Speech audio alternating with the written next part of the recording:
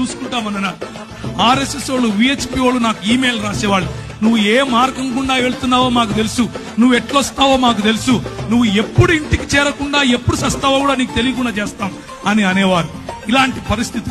అక్కడ నువ్వు వెళ్ళి సాక్షి జీవితం అనంటే ఏంటి అనంటే, అక్కడ నువ్వు వెళ్ళి క్రైస్తవుడిని అని చెప్పుకుంటే చాలు తన్నుతారు, క్రైస్తవుడిని అని చెప్పుకుంటే చాలు చెప్పుతో కొడతారు. అలాంటి పరిస్థితులు.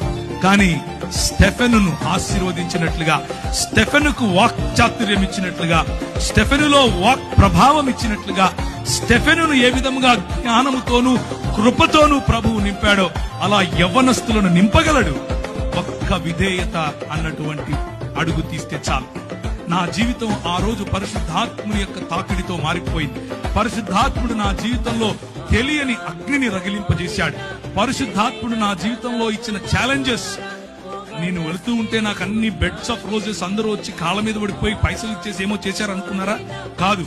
అడుగడుగు నా ఛాలెంజెస్, అడుగడుగు నా బలహీనతలు, అడుగడుగు నా తెలియనటువంటి నేను ఎలా చేయాలి ఇప్పుడు అన్నటువంటి పరిస్థితి. కానీ ప్రభువు నమ్మకస్తుడు. ప్రభువు మనల్ని విడిచిపెట్టాడు. పిలిచిన పరిశుద్ధాత్ముడు మనల్ని విడిచిపెట్టాడు. మనల్ని అభిషేకించిన పరిశుద్ధాత్ముడు ఎక్కడెక్కడ నీకు ఏ ఏ పరీక్షలు పెడుతున్నాడో ఆ పరీక్ష ఉత్తీర్ణుడైనటువంటి మరుక్షణం తన ప్రత్యక్షతనిస్తాడు.